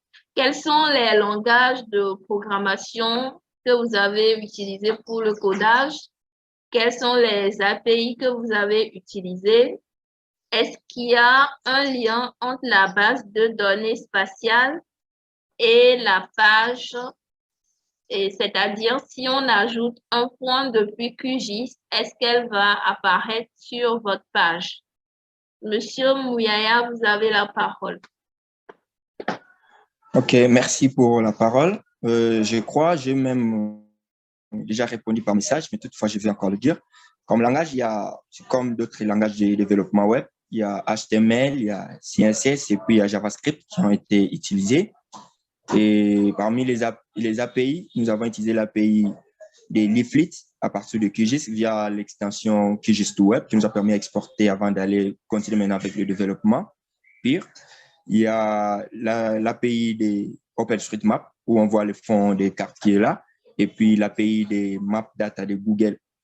Et par rapport à la liaison avec la base de données, oui, comme je crois, j'ai même parlé des PostgreSQL et PostGIS qu'on a utilisé. Mais comme je l'ai dit aujourd'hui pour la présentation, vu que l'application est en développement, là, nous n'avons pas directement lié à la base des données. Et pour la base des données, nous allons utiliser, j'espère que c'est aussi mieux de répondre là-dessus, parce que ce n'est pas tous les hébergeurs qui supportent PostgreSQL. Donc, il faut chercher l'hébergeur qui supporte PostgreSQL et puis l'extension PostGIS. Et pour ça, nous avons jugé bon utiliser les VPS. Donc, ça veut dire des ordinateurs virtuels en ligne où vous allez vous-même configurer. Comme ça, on va installer PostgreSQL et puis l'extension PostGIS. Par rapport à l'actualisation des données, c'est pas dit qu'à partir des QGIS directement, on amène quelque chose et puis aller là-bas. Mais sinon, nous sommes en train de développer l'interface administrateur. Donc, dans un premier temps, en attendant qu'une structure, institution puisse décider pour le développement de l'outil, comme ça, on pourra développer encore beaucoup plus de technologies. Mais sinon, ça veut dire l'équipe de terrain. Après que les enquêteurs, le guide du jardin peut prendre des données en se servant des formulaires électroniques. Une fois envoyé ces formulaires au niveau de l'administrateur, c'est lui qui gère directement à partir de l'interface de l'administration. Donc, il va juste ajouter des informations de différentes espèces et dès qu'il envoie, tout ça peut s'actualiser. Donc, ça va dans la base de données et après, directement, ça peut s'actualiser sur l'application. Donc, voilà un peu la technologie utilisée. Soit les technologies utilisées. Merci. Merci beaucoup à M. Mouyaya. La question suivante s'adresse à M. César Akpeli. Elle vient de M. Emmanuel Sagara. Elle est la suivante. Quelle application avez-vous utilisée pour la préparation de la mission? Ok, merci à Mademoiselle Victoire. Pour préparer la mission, nous avons utilisé le logiciel Pix4D Capture. C'est une application en fait que nous pouvons avoir sur Android et iOS. Merci.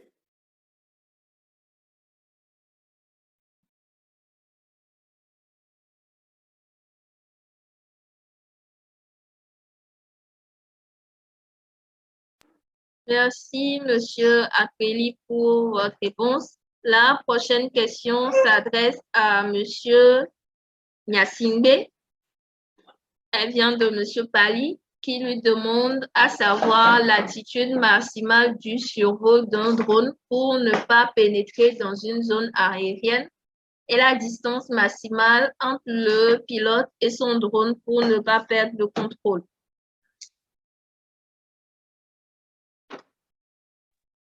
Ok, merci beaucoup à M. Palé pour la question. Déjà, comme réponse pour cette question, il y a les scénarios comme M. Oussama l'a présenté. Et au niveau du scénario, déjà, c'est ce qui est applicable de nos jours en fait. La hauteur maximale, c'est 120 mètres et la distance, 200 mètres. Donc, toujours, on doit avoir notre drone à vue. Donc, ça, c'est ce qui est applicable pour l'instant. Merci. Bon, il y a d'autres scénarios. À part ça, il y a le scénario 2, scénario 3, scénario 4. Il y a des scénarios en agglomération et hors agglomération aussi. Merci. Merci beaucoup à M. Paul. Nous allons parler des différents apports que nous avons eus, à savoir ce sont les deux apports que nous avons eus viennent de M. Odabalo et Belou. La première concerne la présentation de M. Lajna, où il nous dit que depuis janvier 2020, suivant la législation européenne, la hauteur maximale est limitée à 120 mètres. Et la deuxième concerne la présentation de M. Akpeli, où il nous donne une précision sur ce que c'est que l'agriculture de précision, qu'il définit comme l'apport de la bonne dose au bon endroit et au bon moment. Pour ceux qui n'ont pas mis leurs questions, apports ou remarques au niveau de la rubrique questions et réponses, Et nous donnons la possibilité à 3 personnes de lever la main pour qu'on lui donne la parole et qu'il parle en direct. C'est à vous.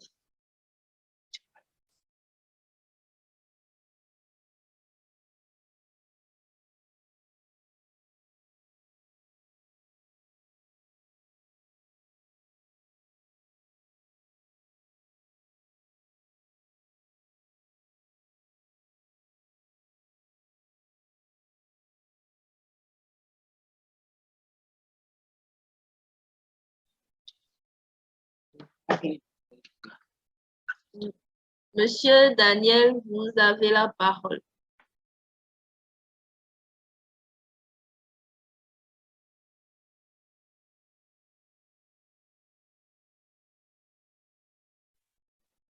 Monsieur Daniel, s'il vous plaît, activez votre micro pour parler.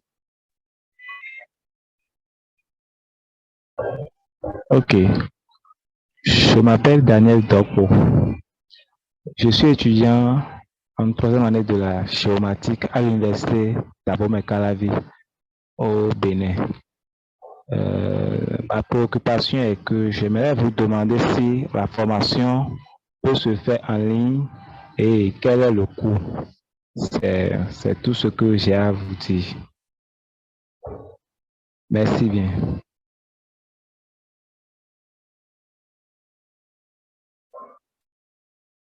Merci beaucoup à M. Daniel Dopo pour la question. La formation en ligne, oui, nous le faisons, mais pas totalement, parce que la formation, nous faisons la formation théorique à 30% et le reste, 70%, c'est un peu plus pratique. Donc, ça ne va pas vous arranger si vous pouvez faire une formation en ligne. Donc, déjà, vous pouvez faire une partie en ligne et revenir terminer l'autre partie en présentiel, ce qui va vous donner la main à manipuler l'outil, avoir la maîtrise de l'outil. Concernant les coûts de formation, je vous invite à aller dans le chat. Il y a la modératrice qui a épinglé les liens de contact WhatsApp et autres. On vous envoie ça dans les commentaires pour que vous puissiez communiquer B2B avec l'entreprise. Merci. D'accord, merci à vous aussi.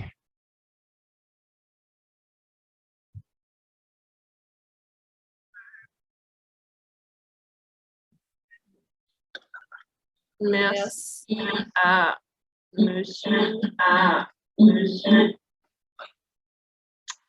à monsieur Daniel Dopo. Nous allons passer maintenant à monsieur Oda Balo Egbelu pour sa contribution ou sa question. Ok, merci la modératrice pour la parole. Je suis Egbelu Hodabalo, télépilote. Et à la question d'un ami qui demandait à savoir quelle est l'altitude maximale à ne pas dépasser afin de ne pas rentrer dans l'espace aérien. Donc, j'aimerais ajouter une contribution en lui disant que ça dépend du travail qu'il veut mener. S'il s'agit peut-être d'un traitement phytosanitaire, donc où il va voler à basse altitude, il ne rentrera pas en contact avec les avions. Mais s'il s'agit peut-être d'une cartographie d'une ville, où il est appelé peut-être à cartographier la ville de Lomé, à titre d'exemple, ça veut dire que dans ce cadre, il doit aller, disons, jusqu'à 300 mètres d'altitude. Et pour ces raisons, il doit être en communication avec, disons, l'aéroport qui doit lui donner l'autorisation de pouvoir survoler à cette altitude, tout en sachant qu'ils vont lui donner l'information, la période à laquelle peut-être l'avion va survoler dans la zone et prendre des mesures idoines. Maintenant, toujours pour contribution au niveau de l'agriculture de précision, c'est juste pour donner quelques explications lorsque j'ai dit il s'agit de l'apport de la bonne dose au bon endroit et au bon moment. Donc, la bonne dose pour dire que avec la cartographie par drone, l'analyse multispectrale, on détecte les zones où il y a des manquements, comme notre ami l'a présenté, en nous montrant des zones qui sont envahies par les herbes et des zones qui sont déjà désherbées. Supposons que tout est désherbé, mais il y a des endroits où il y aura la bonne croissance des végétaux et des endroits où la croissance est lente, c'est-à-dire il manque de l'engrais. Donc, les endroits où l'engrais manque seront cartographiés et maintenant la quantité qu'il faut sera apportée à l'endroit nécessaire. Donc, ça dit la bonne dose au bon endroit où on a détecté que c'est là qu'il faut et au bon moment, il faut voir si la période est propice. Est-ce que ce n'est pas le moment où l'eau manque, où il y a trop d'excès d'eau, où la pluie menace. Donc, voilà les quelques apports que j'ai et je vous remercie vivement pour votre initiative. Merci. Merci beaucoup à Monsieur Daniel pour sa contribution. Merci beaucoup pour la participation au webinaire aussi. Mais je pense que concernant les autorisations, dans un premier temps, ce n'est pas l'aéroport, mais l'administration. Je pense que c'est le ministère de l'Armée en collaboration avec la sécurité qui donne l'autorisation avant toute activité. Et quand j'ai parlé aussi des limitations, je parle des limitations restrictives. Comme vous l'avez dit aussi, ça dépendra de l'activité. Merci. Et merci aussi pour l'ajout au niveau de l'agriculture de précision aussi. Le plaisir est partagé. Merci.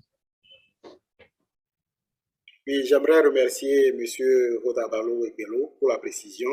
Donc, en somme, nous disons que le drone, en fait, ne fait pas la grille de précision, mais il aide à faire la grille de précision, comme nous l'avons présenté. Et avec les apports, nous comprenons tous que le drone ne fait pas la grille de précision, mais qu'il nous aide à faire la grille de précision. Donc, merci à tous. Merci à vous aussi.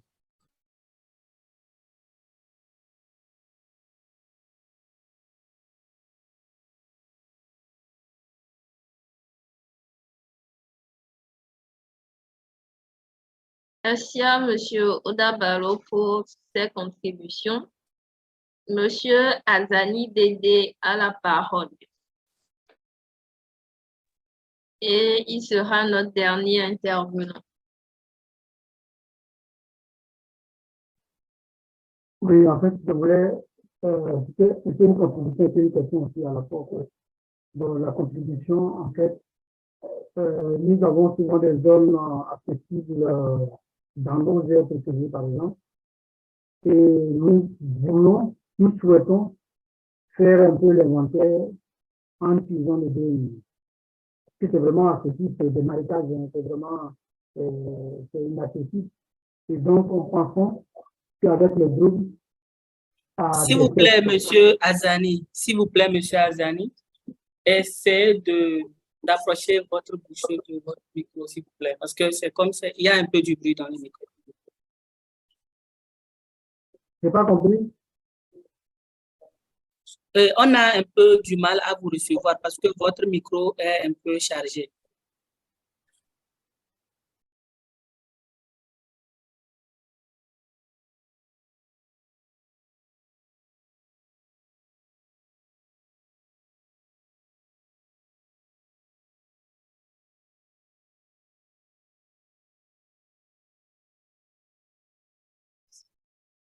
Monsieur Azani, vous avez la parole, s'il vous plaît.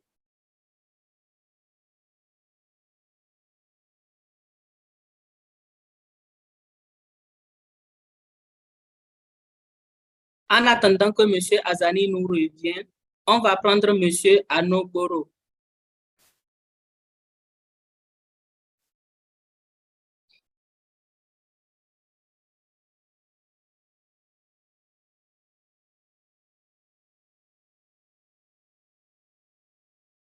Monsieur Anoboro, vous avez la parole.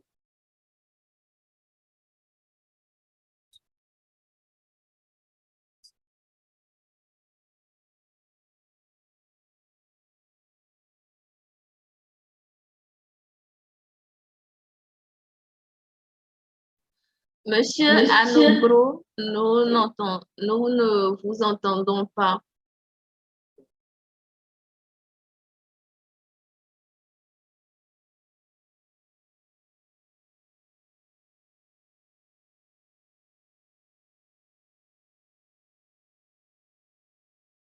Monsieur Doko, est-ce que vous êtes prêt à parler?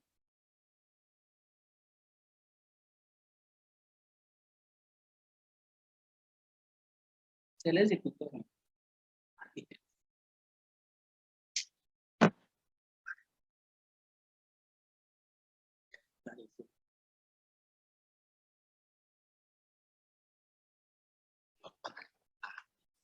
Ok, s'il n'y a plus de questions.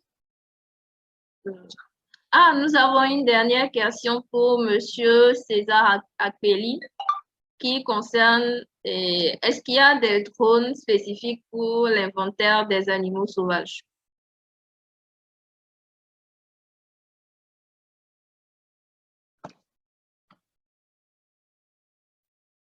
Bon, pour l'inventaire des animaux sauvages, nous pouvons utiliser les drones tels que le DJI Mavic 2, Mavic Air, donc pouvoir filmer et ensuite compter peut-être les animaux. Donc les drones avec les capteurs, avec les caméras, nous pouvons utiliser les drones. Comme tous les drones sont équipés de caméras, nous pouvons les utiliser, mais avec des images à haute résolution. Pouvoir faire les zooms et autres. Donc, nous pouvons utiliser le Mavic 2, DJI 2 entreprise pour le faire.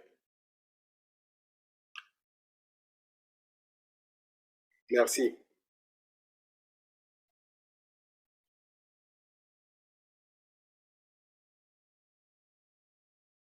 Merci à Monsieur Akpeli pour sa réponse. Nous sommes arrivés à la fin de notre webinaire.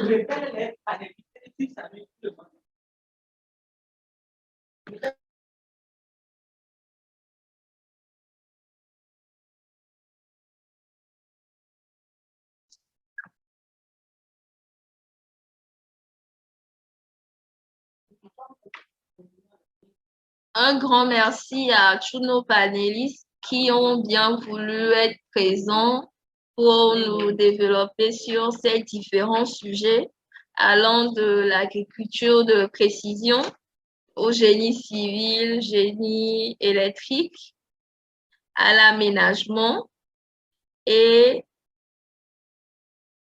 aussi à la photogrammétrie aérienne. J'espère que ce webinaire vous aura édifié et que vous prendrez en main les différents outils qui vous ont été présentés ce soir.